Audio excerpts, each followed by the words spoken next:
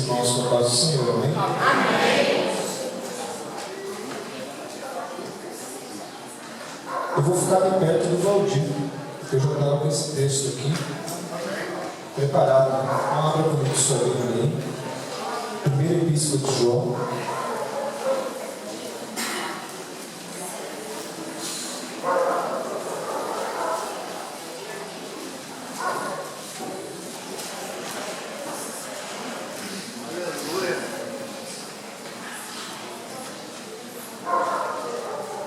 Capítulo 2.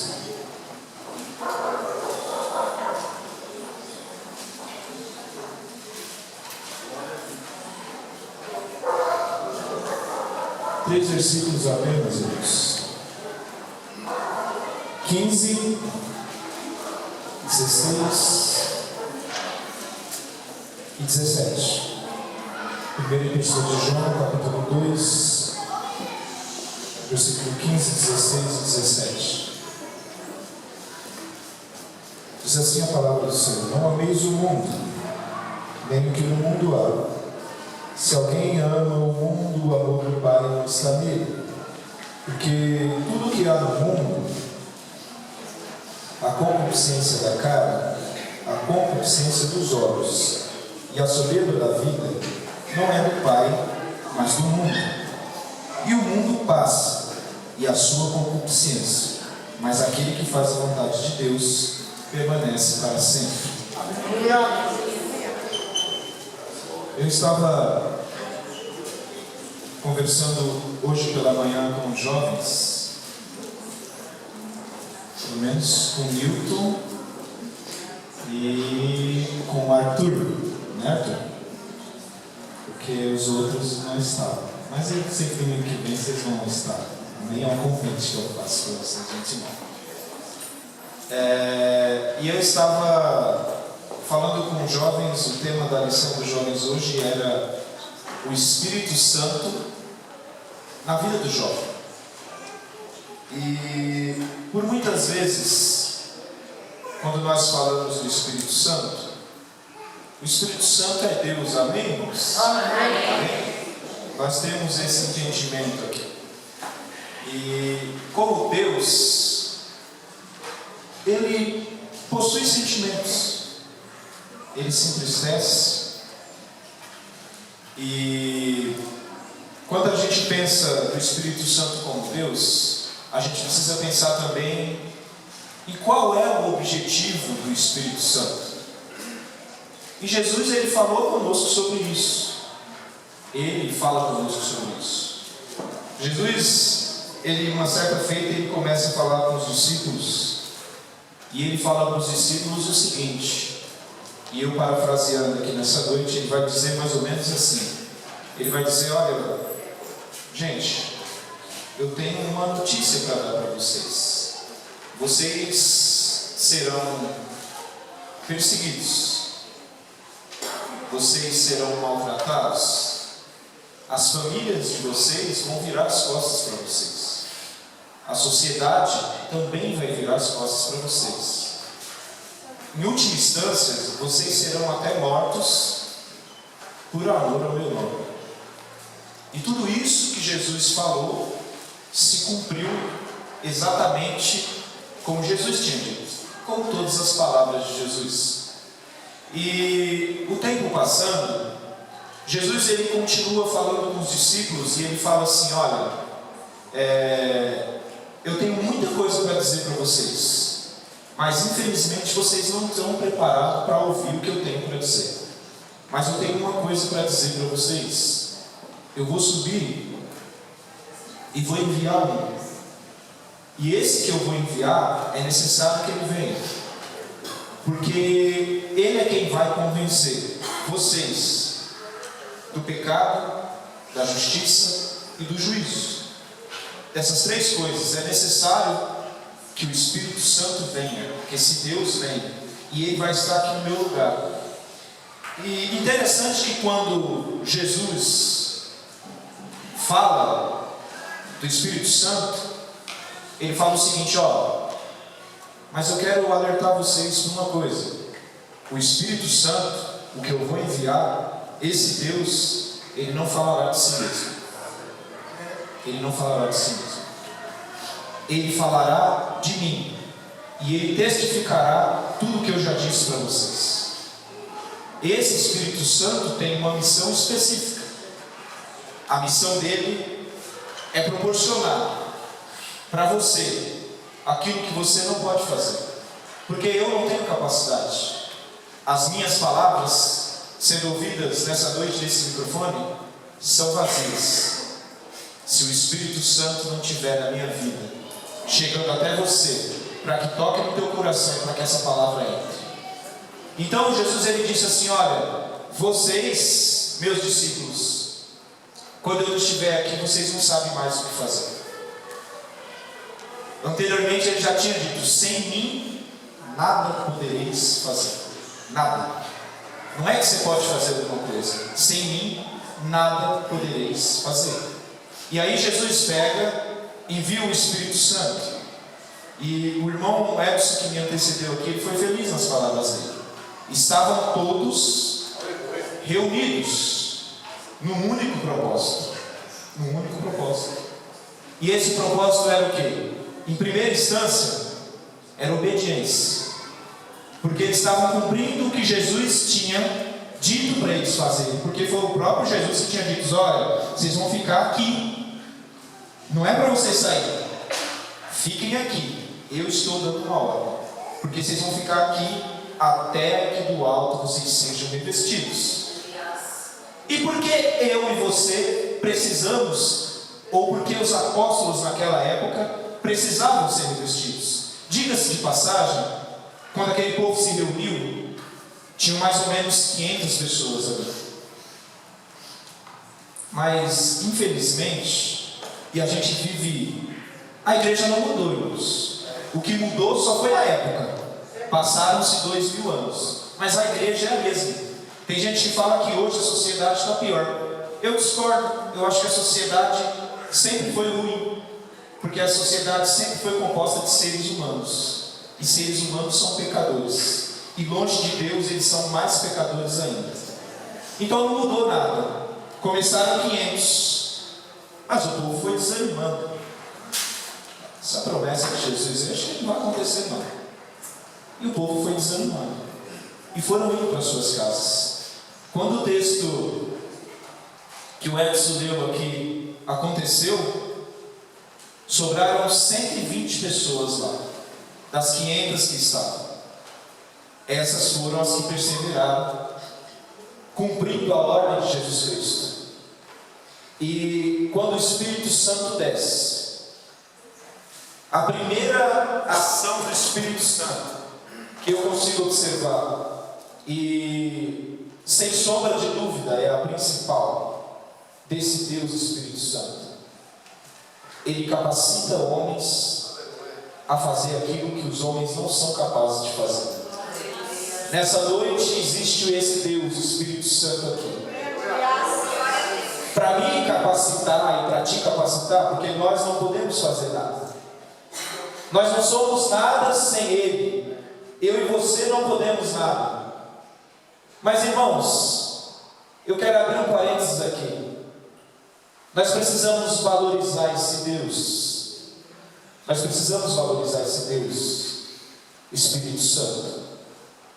Porque o próprio Jesus diz: se Ele não me convencer do meu pecado, se Ele não me convencer da justiça de Deus, e se Ele não me convencer que vai existir um juízo, não existe igreja, não existe quem sirva a Deus.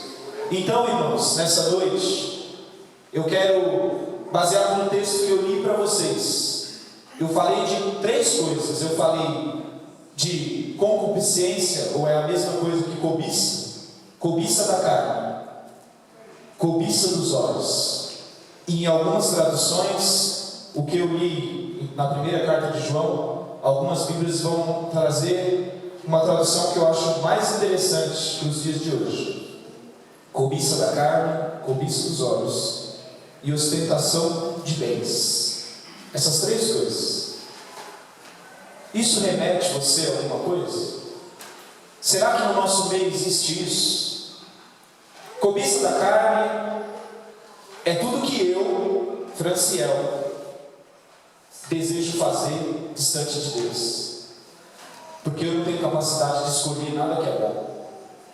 Eu só escolho o que é ruim, porque o meu coração é perverso. E distante de Deus, eu não sei o que fazer. Eu estou completamente perdido, com o coração obscurecido, distante de Deus. Cobiça dos olhos. Hoje, todos nós, sem exceção, somos, dia após dia, enganados pelo que a gente vê. Porque a gente se sente atraído por aquilo que a gente enxerga. Todos nós, sem exceção. Todos nós. Nós vivemos numa sociedade onde a gente liga uma aparelho de televisão e o comercial vai estar lá. Valdir, você precisa comprar um terno de 10 mil reais. Porque esse seu não é tão bom, mas tem uma marca que esse sapato de Jeremias tem que ser um sapato de 2 mil reais. Porque ele calça melhor, ele é mais confortável.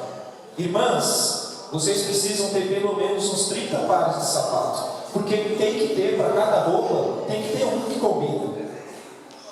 Mas essa roupa, se você usou ela no mês retrasado e você usar ela de novo aí no culto, a irmã vai perceber que você repetiu a roupa. Então você tem que comprar outra. Nós vivemos assim hoje. Isso é cobiça dos olhos. É a gente olhar para uma coisa que a gente não tem necessidade nenhuma de ter, e no nosso coração a gente achar que a gente tem necessidade daquilo. E aqui, irmãos, eu não vim dizer para as irmãs que você tem que usar sempre a mesma roupa. Ou eu não vim dizer para os irmãos que eu fiquei 8 anos com o mesmo sapato. E a Kátia falava assim: você está parecendo um mendigo com esse sapato, só vai com esse sapato para a igreja. E eu falei assim: mas qual é o problema de eu ir com o mesmo sapato para a igreja, se ele ainda está cabendo no meu pé e eu posso andar com ele? Né? Mas eu vim aqui, irmãos, dizer para você tomar cuidado. Cobiça da carne, cobiça dos olhos e ostentação de bens. Hoje, né, talvez 99,9% dos irmãos aqui tenham rede social, né? Ou Facebook, ou Instagram, né? Todo mundo tem isso. Só eu que não tenho. É que eu sou meio tiozão desatualizado mesmo, irmãos, né? Porque eu não estou falando que rede social é pecado, tá? Mas se você parar para analisar a rede social, eu não sei exatamente quantas pessoas, mas eu tenho certeza que o Facebook e o Instagram aí deve estar na casa de bilhões de pessoas usuárias em todo o mundo, né? E quando você entra numa rede social, 99% do que você vê numa rede social é só assim: Franciel saiu do culto, aí agora o Franciel foi jantar fora, aí ele chega naquele restaurante onde o prato custa 500 reais e coloca 2 grãos de comida aqui no meio do prato, aí eu tiro uma foto, aí posto no Facebook. Depois do culto, estou aqui comendo, olha que bênção, faço até um vídeo, né? Não é assim? Mas vocês já viram alguma postagem no Facebook de alguém dizendo assim: olha, nessa última semana do mês o dinheiro já acabou lá atrás, agora esse resto de mês eu não tenho mistura, então eu vou comer arroz e feijão.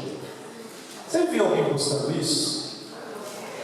A gente não vê esse tipo de coisa, sabe por quê, irmãos?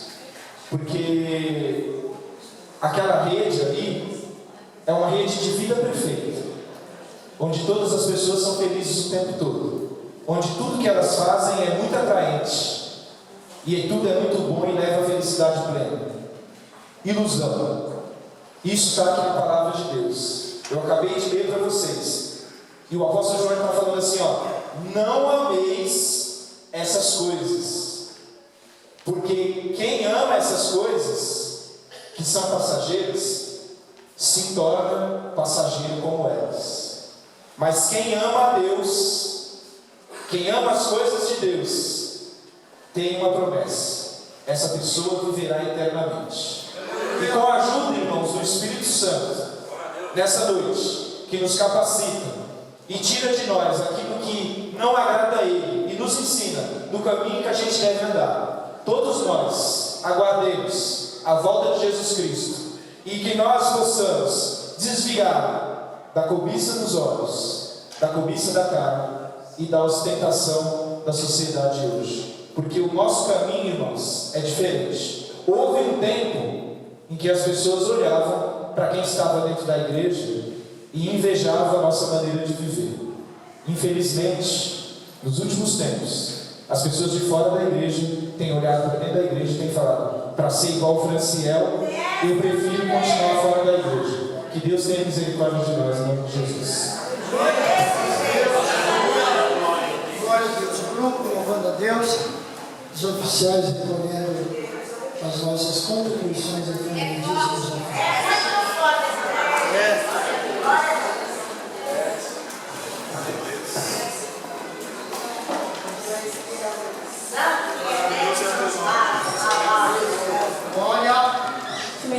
Deus na voz do Senhor.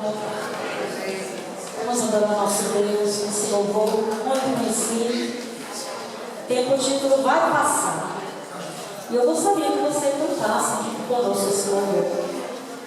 Muitas vezes, como já foi falado, nós vemos a casa do Senhor. E que propósito, né? E eu não sei o que você tem passado, a sua luta. E você também não sabe a minha. Mas nós estamos aqui juntos porque nós sabemos que existe um Deus, que Ele está vendo tudo que nós estamos passando. E no momento exato, Ele vai agir em nosso favor. E melhor você já fez, já está aqui. Você poderia estar na tua casa, você poderia estar em outro lugar. Mas você escolheu a melhor parte, que foi adorar o Senhor. Então vamos adorar o nosso Deus com esse louvor. Amém? Glória.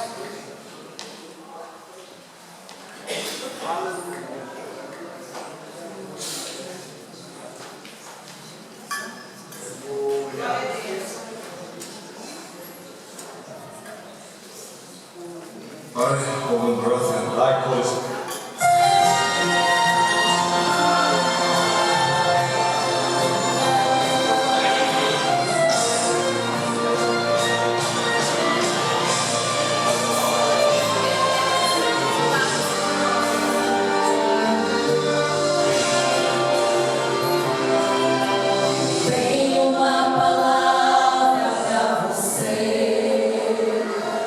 Não desanime.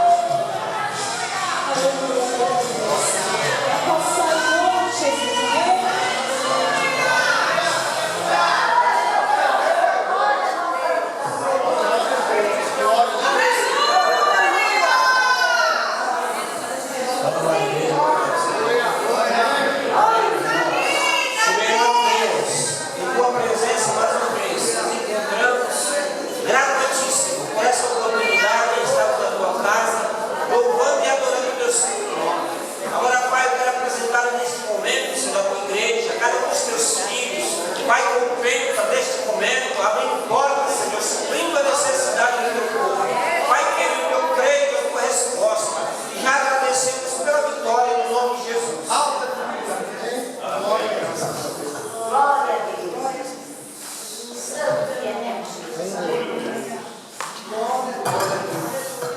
Glória, lendo de pé, abre sua Bíblia. Evangelho de João. Glória a Deus.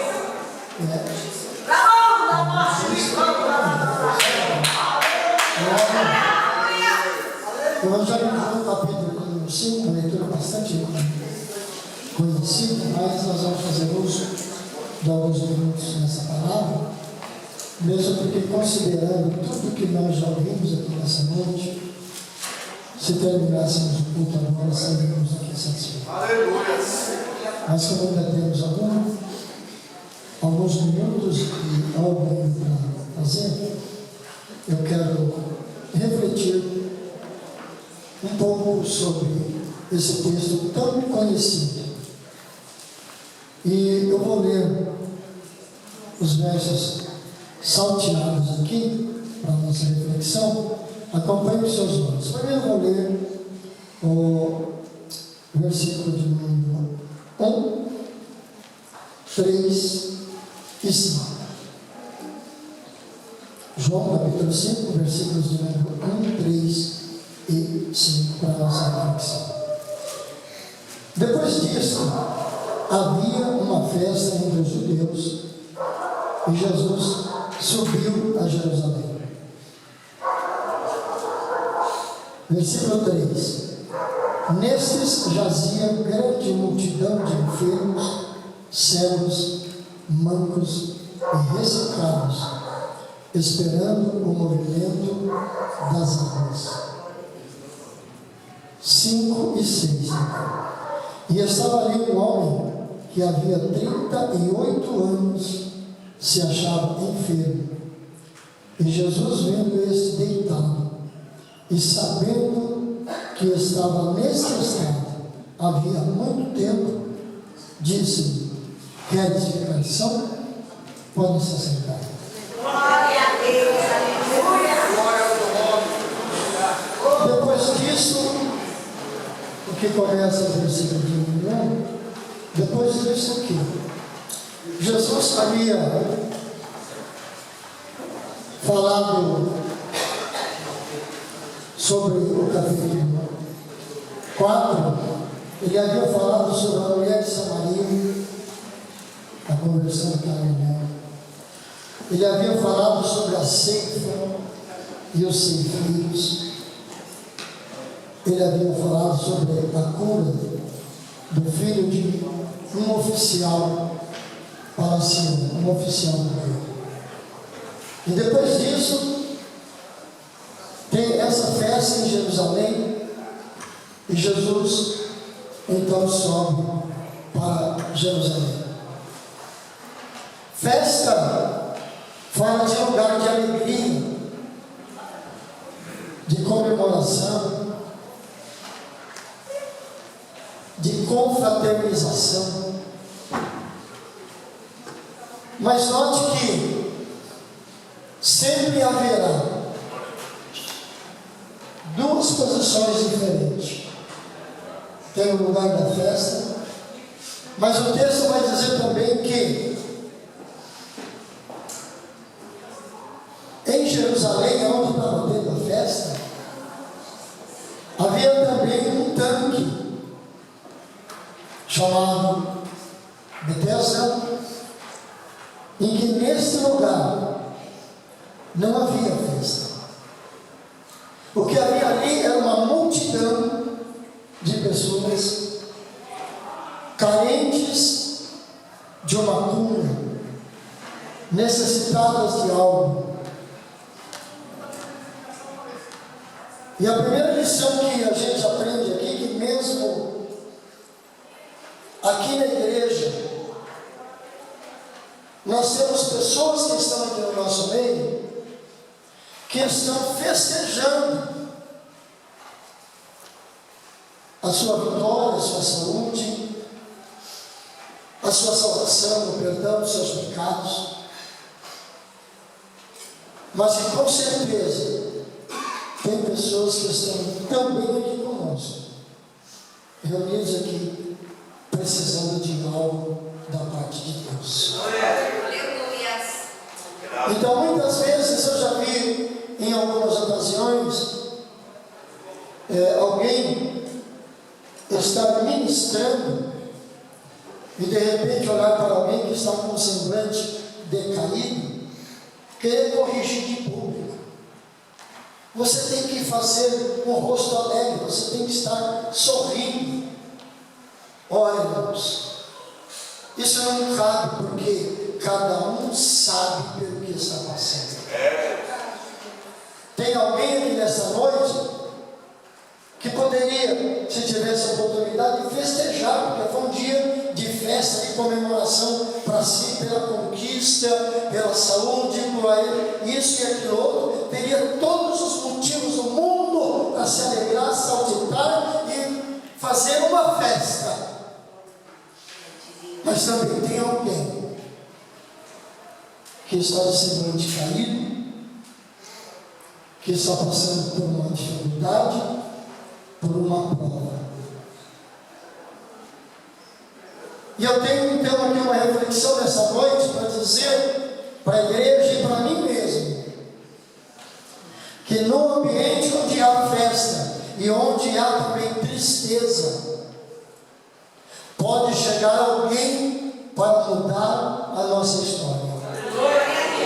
Para aqueles que estão em festa, aumentar a sua alegria. E para aqueles que estão na tristeza, conhecer a alegria pelo privilégio de que ele chega aqui. E como o pastor Franciel acabou de dizer na sua palavra, ele já está aqui, é o Espírito Santo.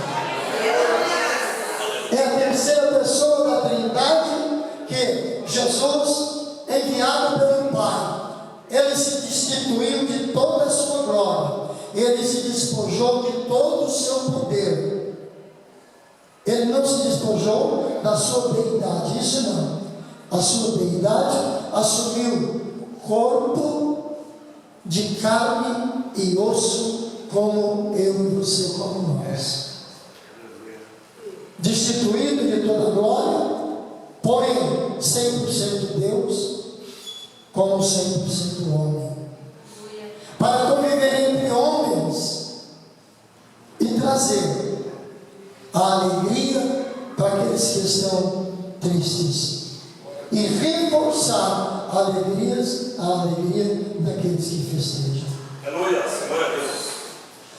E o texto vai nos relatar que nesse tempo jazia ali multidão, e havia nessa multidão um homem que havia 38 anos, ele estava enfermo e ele era levado para esse lugar onde estava o tanque, na expectativa de alcançar também a sua bênção e ter do que se alegrar.